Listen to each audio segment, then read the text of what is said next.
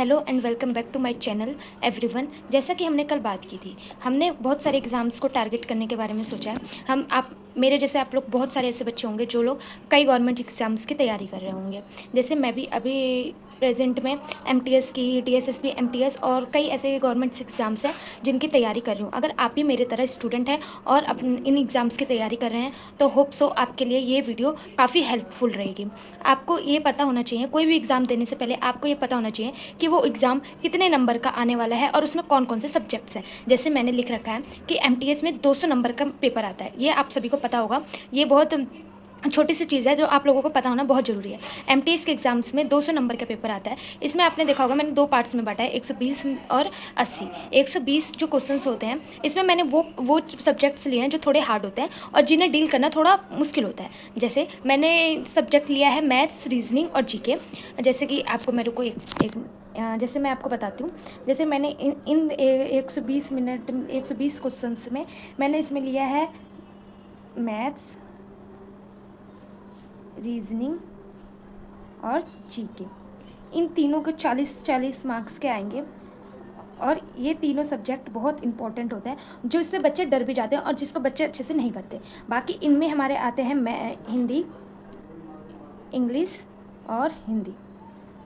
ये 2 subject almost student के बहुत अच्छे होते हैं जिन्हें आराम से सभी बच्चे डील कर लेते हैं।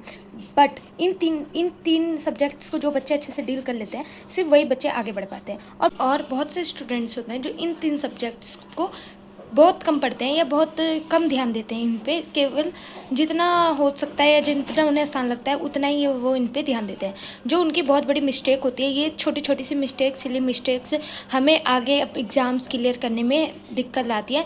इसलिए हमें ये सिली मिस्टेक्स नहीं करनी है। हमें ध्यान रखना है कि हम अपने सारे सब्जेक्ट्स को सेम टाइम दें और हमें कोशिश करनी है जो सब्जेक्ट्स हमारे स्ट्रॉन्ग हैं। देखिए, हमारे 2 तरह के सब्जेक्ट्स होते हैं हमारे पास। एक होता है हम पे स्ट्रॉन्ग, एक होता है हम पे वीक। जैसे मैंने यहाँ पे लिख रखा है, हम पे हमारे सिलेबस में 2 तरह के सब्जेक्ट्स होते हैं हम पे।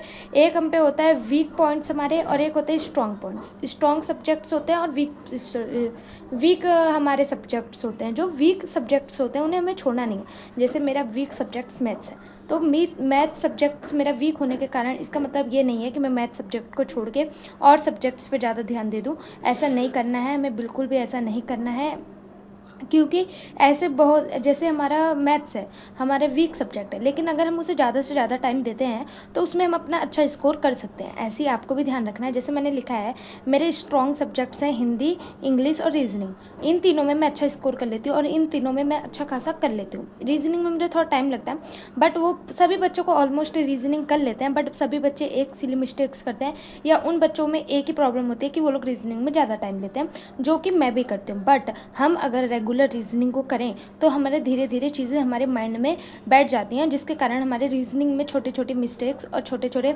जो पॉइंट्स होते हैं वो हमारे क्लियर होते जाते हैं। इसलिए हमें रीजनिंग को रेगुलर करना है। अब हमें ये ध्यान रखना है, जैसे हमारे सब्जेक्ट्स आप ध्यान से देख सकते हैं, जैसे हमारे अच्छे जो भी हमारे स्ट्रॉन्ग सब्जेक्ट्स हैं हिंदी, इंग्लिश और रीजनिंग, इनमें से हमें रीजनिंग में 40 मार्क्स का आता है और रीजनिंग में हमारा टाइम लगता है। तो हमें क्या करना है, रीजनिंग और मैथ्स को थोड़ा ज़्यादा टाइम देना है। जैसे मान लो कि मैंने दिन में मान लो मैं 6 आवर पढ़ती हूँ, सिर्फ 6 आवर पढ़ती हूँ, तो मुझे ऐसे बांटना है इन 6 आवर को कि मैं अपने स्ट्रॉन्ग को तो टाइम दूँ ही दूँ, साथ में मैं अपने वीक्स पॉइंट को भी जैसा कि मैंने बताया, हमारा रीजनिंग जो सब्जेक्ट है इसमें हमारा टाइम ज़्यादा लगता है, लेकिन रीजनिंग बहुत अच्छा और बहुत स्कोरिंग सब्जेक्ट माना जाता है।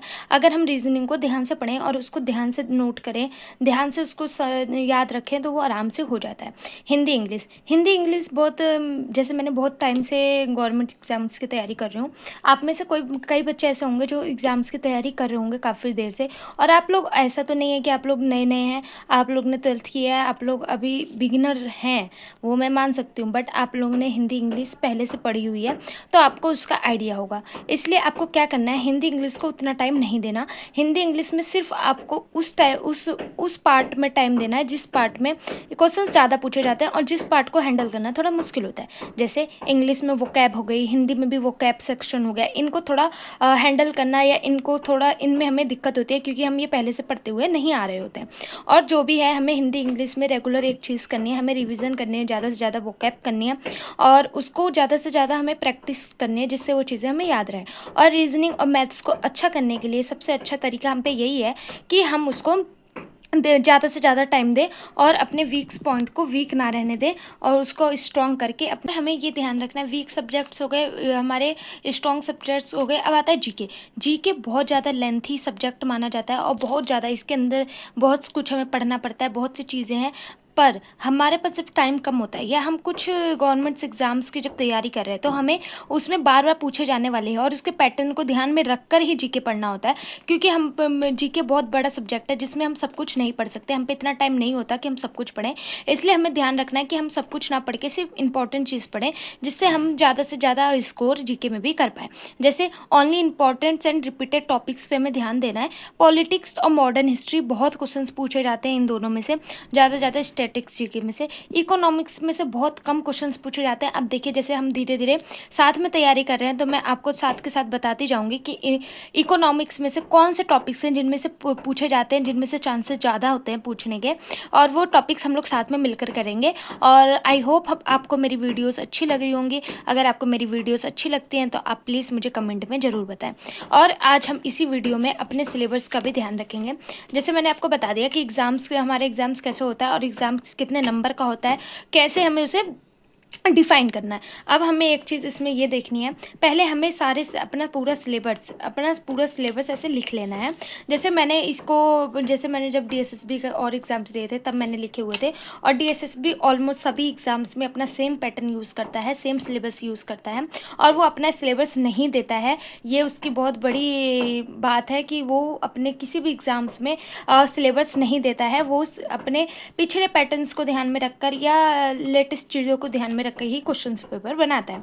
तो मैंने बहुत ज़्यादा क्वेश्चंस पेपर को ध्यान में रखते हुए, रिपीटेड टॉपिक्स को देखते हुए सिलेबस लिखा है, और ये मैंने बहुत अच्छे से लिखा हुआ है। देखिए आप देख सकते हैं, जैसे मैंने इनको बहुत अच्छे से डिफाइन कर रखा है, मैंने मार्क भी कर रखा है। और आपको एक ध्यान रखना है, जो टॉपिक्स आपको आते हैं, आप बच्चे क्या करते हैं, उन्हीं टॉपिक्स को पढ़ते हैं। टॉपिक्स हमें आते हैं वो टॉपिक्स हमें पढ़ने हैं, वो टॉपिक्स हमें छोड़ने नहीं है, पर हमें वो टॉपिक्स पे भी ध्यान देना है जो टॉपिक्स हमें नहीं आते हैं, क्योंकि जो टॉपिक्स हमें नहीं आते हैं वो हमें डील करने हैं। जो टॉपिक्स हमें आते हैं उनमें हमें 5-10 मिनट रेगुलर बस हमें फास्ट रिवीजन करनी है, जिससे वो चीज़ें हमारे दिमाग में रहें। अब देखिए जैसे मैंने बहुत सारे टॉपिक्स लिख रखे हैं। अब हम मेरे जैसे एमटीएस का, आप सभी के एमटीएस का एडमिट कार्ड आ चुका होगा, मेरा भी एमटीएस का एडमिट कार्ड आ चुका है, और मेरा एग्ज़ाम जो है अगस्त में है, और आप लोगों के भी एग्ज़ाम्स किसी के जुलाई में होंगे, किसी के अगस्त में होंगे। 25 जुलाई से एमटीएस का एग्ज़ाम शुरू है। डीएसएसबी एमटीएस का एग्ज़ाम 25 जुलाई से स्टार्ट है, जिसमें मेरा एग्ज़ाम अगस्त में आया है, और मेरा एग्ज़ाम अगस्त में है, जिसके कारण मेरे को बस 1 मंथ है, जिसके कारण बस मैं उसमें रिविजन्स कर सकती हूँ। और बहुत ऐसा नहीं है कि आप 1 मंथ में सिर्फ रिविज़न कर सकते हैं या कुछ अच्छा नहीं सीख सकते हैं, नहीं कर सकते हैं। आप मेरे साथ बने रहिए, हम दोनों मिलकर, हम सभी मिलकर इस जितने भी टॉपिक्स हैं उनको कवर करेंगे और अपना फास्ट रिवीजन करके अपना एग्ज़ाम में अच्छा परफॉर्मेंस करेंगे। जिन बच्चों का एग्ज़ाम 25 जुलाई को है या 28 जुलाई को है या उसके आसपास एग्ज़ाम्स है, वो उन्हें भी डरने की ज़रूरत नहीं है। वो अभी भी चाहें तो इन एग्ज़ाम्स की तैयारी अच्छे से कर सकते हैं। ये हो गया मेरा इंग्लिश का, ये हो गया मेरे हिंदी का सिलेबस, ये हो गया मेरे रीजनिंग का, ये हो गया मेरे मैथ्स का सिलेबस, और ऐसे मैंने जीके का, ज्योग्राफी का, सबके एग्ज़ाम्स के सारे सिलेबस लिखे हुए हैं, ताकि मुझे आगे कोई दिक्कत ना हो। सिलेबस माइंड में क्लियर होना बहुत ज़रूरी है। जब तक आप सिलेबस आपका क्लियर नहीं होगा तब तक आप अपनी माइंड मैपिंग नहीं करके उसके ऊपर काम नहीं कर सकते। इसलिए आपको आपका सिलेबस पता होना बहुत ज़रूरी है। पहले आप अपना सिलेबस क्लियर कीजिए, उसके बाद डे टू डे आप देखिए आपका स्ट्रॉन्ग क्या है, वीक क्या है। आपको वीक, जब आपके पास टाइम कम होता है तो आपको स्ट्रॉन्ग पे सिर्फ रिवीजन करनी होती है, और आपके स्ट्रॉन्ग की रिवीजन करनी होती है, और आपके वीक पॉइंट्स को आपको टाइम देना होता है। जैसा कि मैंने बताया कि मेरे वीक सब्जेक्ट मैथ्स है, तो मैं ज़्यादा से ज़्यादा टाइम मैथ्स को देती हूँ, रीजनिंग को देती हूँ। बाकी मेरे इंग्लिश, हिंदी और जीके थोड़े सब्जेक्ट्स अच्छे हैं। जीके में मैंने जैसे आपको बताया, जीके में आपको सब टॉपिक्स नहीं पढ़ने। अगर आपको जानना है कि जीके में आपको कौन से टॉपिक्स पढ़ने हैं, किसमें क्या पढ़ना चाहिए, क्या नहीं पढ़ना चाहिए, तो आप मुझे फॉलो कर सकते हैं। आप मुझे मैसेज कर सकते हैं कि आपको कौन से टॉपिक्स जानने हैं या कौन से सब्जेक्ट्स के बारे में मेरे साथ जानना चाहते हैं कि मैं आपको कैसे पढ़ाऊँ या क्या समझाऊँ। आपको जो भी दिक्कत हो रही है, आपको जो भी परेशानी हो रही है, आप मुझे बता सकते हैं। मैं पूरी कोशिश करूँगी कि मैं आपके वीडियोज़ का, आपके मैसेजेस का जवाब दूँ और उसी पे वीडियोज़ लाऊँ। और आई होप आपको मेरी वीडियोज़ अच्छी लगी होंगी। अगर आपको मेरी वीडियोज़ अच्छी लगती हैं तो प्लीज़ लाइक करें, सब्सक्राइब करें और बेल आइकन को प्रेस करें। Thank you.